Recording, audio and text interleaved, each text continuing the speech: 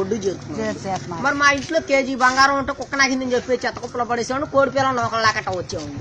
మరి మీరు 10-20 ఇస్తే పోతా కాకినాడ వెళ్ళి కాఫీ తాగి మీ పేరు అక్షరాలు లేకుండా ఈనాడు పేపర్లో ఇచ్చారు. అక్షరాలు లేకుండా మీకు ఏమైనా ఫ్యాక్టరీ కావాలంటే చెప్పండి. గుడివాడలో గుడ్లు ఫ్యాక్టరీ మాదేంటి, దుబాయ్లో దూదు ఫ్యాక్టరీ మాదేంటి, ఏలూరులో ఎలకల ఫ్యాక్టరీ మాదేంటి, పామారులో పందుకు చేసుకోము. మీకు ఏదైనా ఫ్యాక్టరీ కావాలంటే రీపుల్ లేని పెన్ను తెచ్చుకుంటే మొత్తం రాసిచ్చారు. మా ఇంట్లో పెళ్లిళ్ళకి పేరెంటాలు ఉన్నారండి. ముక్కు లేని ముసలమ్మ, నడువు లేని నాగమ్మ, ఏళ్ళు లేని అక్కమ్మ ఉన్నారు. ముగ్గురు పెళ్లిళ్ళకి పేరెంటాలండి. మరి ముగ్గురు చీరలో అంటున్నారని చెప్పేసి నాకు తెలిసిన ఎర్రంకం దగ్గరికి తీసుకెళ్లి ముడి చుట్టూ 3 ఓతలు పెట్టించాము. మరి తెల్లారకల్లా ఓతలు ఎర్రక్క అందిపోయిందండి. మరి అసలు పొద్దున్న నారా చంద్రబాబు నాయుడు గారు వచ్చి నన్ను పాకిస్తాన్ తో యుద్ధానికి వెళ్ళమని చెప్పి 6 రూపాయలు అడ్వాన్స్ ఇచ్చేయాలి. మరి వాళ్ళు ఇచ్చిన 6 రూపాయలు అడ్వాన్స్ తీసుకొని జీడిపప్పు అంత జీబు వేసుకొని తూటుకర్ర అంత తుపాకీ తీసుకొని బయలుదేరానండి. మరి జీడిపప్పు అంత జీబులో డీజిల్ అయిపోయిందని చెప్పి జీబు వెళ్ళిపోయి చెరువులో పడిపోతుంది. నేను వచ్చి ఇక్కడ పడిపోయానండి. మరి మాకు ఇచ్చే మావులు మాకు ఇచ్చేస్తే పాకిస్తాన్ తో యుద్ధానికి పోయి వెళ్తామండి.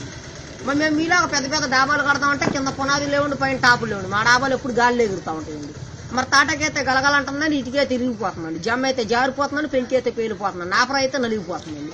అందుకని చెప్పి మా కలెక్టర్ గారు భలే కలపలు కనిపెట్టారండి. ఏమేమి కలపలంటే బొబ్బాస్ కలపండి, జిల్లేడు కలపండి, ఒరిగడ్డి వాసాలండి, దొంగ దూలాలండి, చీపురు పూలతో కిటికీలండి, పైన కోడిపీతో స్లాప్ అండి.